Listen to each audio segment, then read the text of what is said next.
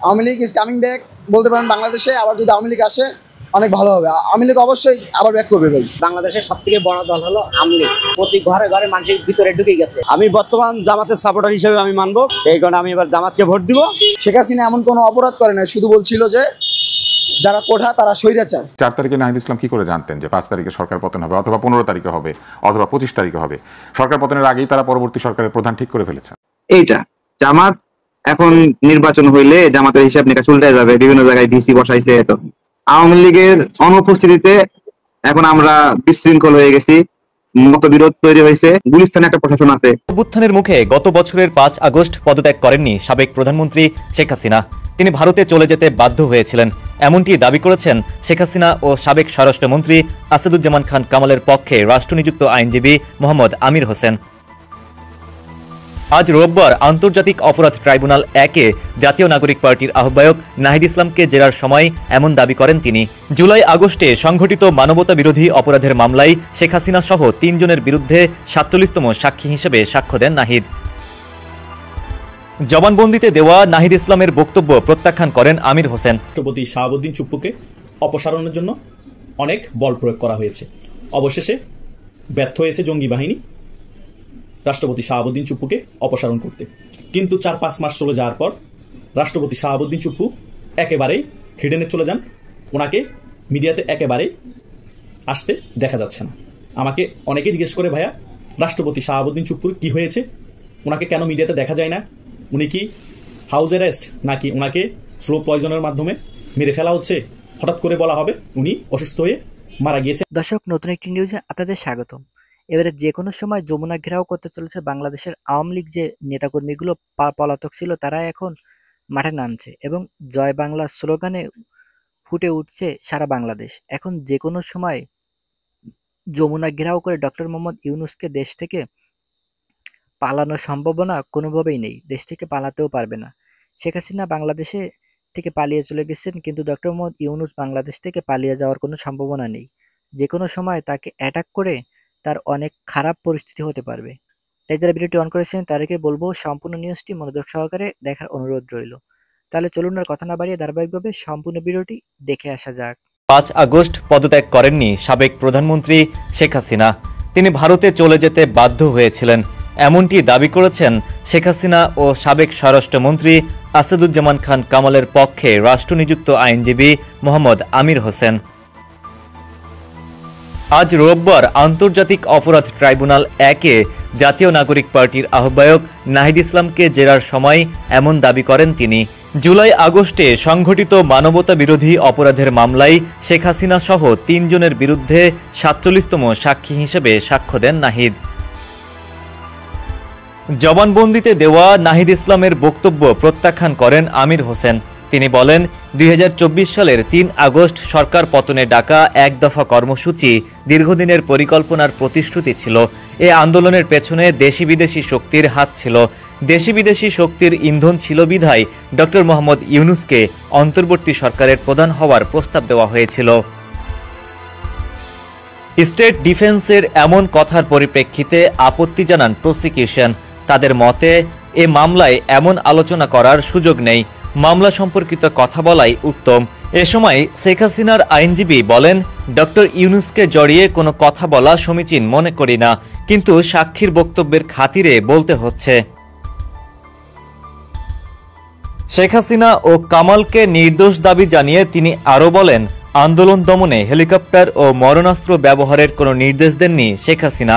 মূলত জনগণের জানমাল ও শান্তি শৃঙ্খলা রক্ষার্থে সর্বোচ্চ চেষ্টা করেছেন। এছাড়া 2024 সালের জুলাই আগস্টে কোনো মানবতা বিরোধী অপরাধ সংঘটিত হয়নি, তাই এই আসামিরা অপরাধের জন্য দায়ী নন। আমির হোসেনের এমন প্রশ্নের জবাবে এসব সত্য নয় বলে জানান সাক্ষী নাহিদ ইসলাম। একই সঙ্গে 5 আগস্ট সারা দেশে চালানো হত্যাযজ্ঞ ও নির্যাতন সম্পর্কে সমন্বয়ক হাসনাত সার্জিসের কাছে জানতে পেরেছেন বলেও জানান তিনি।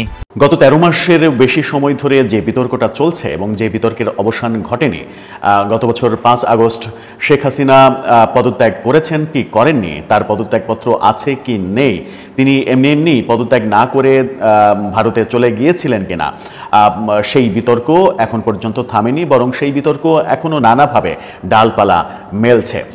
শেখ হাসিনার তরফ থেকে, আওয়ামী লীগের তরফ থেকে বারবার দাবি করা হয়েছে এবং এখনো হচ্ছে যে তিনি পদত্যাগ করেননি। শেখ হাসিনা যদিও সর্বশেষ দু একটা অডিওতে তিনি পুনরায় নির্বাচনের দাবি করেছেন এবং সেই নির্বাচনে অংশগ্রহণের কথা বলেছেন, তার আগে পর্যন্ত গত এক বছরে, এটা 1-1.5 মাস হলে এরকম একটা পরিবর্তন তার কথাবার্তায় আমরা শুনেছি, কিন্তু তার আগে 1 বছর ধরে তিনি যে এখনো বাংলাদেশের প্রধানমন্ত্রী এই দাবিটাই করে আসছিলেন এবং আওয়ামী লীগের নেতাকর্মীরা সেই দাবিটাই করে আসছিলেন যে যেহেতু তিনি পদত্যাগ করেননি, তার কোনো পদত্যাগপত্র নেই, সেই কারণেই তিনি এই দাবিটা করে আসছিলেন। এই দাবি যখন আওয়ামী লীগের পক্ষ থেকে করা হচ্ছিল, তখন আমরা দেখেছি যে সরকারের মধ্যেও নানা ধরনের মানে ব্যাপার স্যাপার আমরা লক্ষ্য করেছি। রাষ্ট্রপতি যখন বললেন যে আমার কাছে কোনো পদত্যাগপত্র নেই, যখন মতিউর রহমান চৌধুরী মানব জমিনের সম্পাদক এই ধরনের একটা রিপোর্ট করে রীতিমতো চাঞ্চল্যের সৃষ্টি, মানে চাঞ্চল্যকর পরিস্থিতি তৈরি করলেন, তখন থেকে আবার রাষ্ট্রপতির বিরুদ্ধে নানা ধরনের কথাবার্তা শুরু হলো।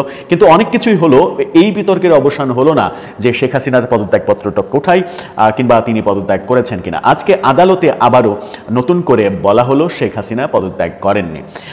আদালতে শেখ হাসিনার পক্ষে রাষ্ট্র নিয়োজিত যে আইনজীবী, সেই আইনজীবী দাবি করেছেন 5 আগস্ট শেখ হাসিনা পদত্যাগ করেননি। নাহিদ ইসলামকে জেরা করেছেন রাষ্ট্র নিয়োগকৃত আইনজীবী এবং সেই জেরার এক পর্যায়ে তিনি বলেছেন যে শেখ হাসিনা পদত্যাগ করেননি। কি বললেন তিনি, আরো কি হলো আজকে আন্তর্জাতিক অপরাধ ট্রাইব্যুনাল? প্রতি ঘরে ঘরে যেভাবে কারেন্ট 10 টাকা থেকে 7 টাকা থেকে একটা মিটারে কারেন্ট পাইছে, বিএমপি আমলে 50,000 টাকা করে দেও কারেন্ট পাই নাই।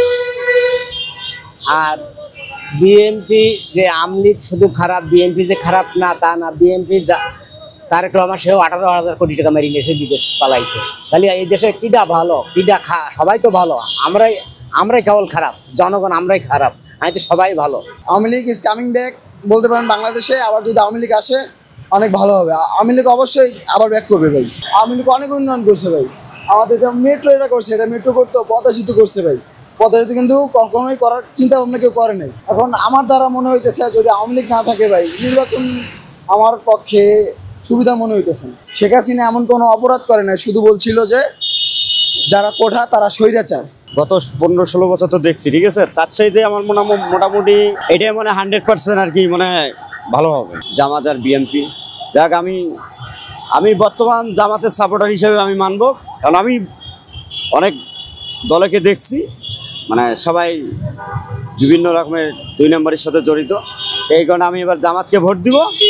আর আশা করি ভোট খুব সুস্থ হবে, মানে খুবই 100% হবে। দ্রুত দেশের সেনাবাহিনী এবার সহন থাকবে, ঠিক আছে। প্রতিটা নির্বাচনে, প্রতিটা ইয়াতে ভোট কেন্দ্রে আমার জানা মতন সেনাবাহিনী থাকতে হবে, তাহলে ভোট হবে 100% লাভ।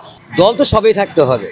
দল মনে করেন বিএনপি, আওয়ামী লীগ, জামাত, শিবির, তারা সবাই মিলিতভাবে একইভাবে মিললেই নির্বাচন করাটা ভালো। এক দলে কি নির্বাচন হয়? আমরা জনগণ চাই সুষ্ঠু নির্বাচন হোক, সব দলে জড়িত থাকুক। ডাক্তার ইউনূস যদি থাকতে পারে তো থাকবো, জনগণ চাইলে থাকবো, জনগণ না চাইলে থাকতে পারবো না। আমরা চাই শেখ হাসিনা যদি আবার আসে তাহলে মনে করেন রাষ্ট্র ভালোই চলবে। বেটি তো কম উন্নত করে নাই বাংলাদেশ। শেখ হাসিনা থাকাকালে একটু ভালো আছে, 1,800 টাকা ভাড়া মারছে, মানে 600 টাকা 500 টাকা ভাড়া মারণ যায় না। এদিকে অটো রিক্সা, আবার হোন্ডা, বাংলা রিক্সা, মানে অভাব নেই, সব শুদ্ধ চলে। মানে তো মনে করেন লাইসেন্স লাগে না, বিনা লাইসেন্সই চলতেছে। আওয়ামী লীগ বিএনপির এই দেশে বহুত দেখছে, সবাই দুর্নীতি করছে। এখন নতুন করে জামাতের দেখতে হবে, জামাতের ভোট দেবে। প্রায় লোকে এই কথা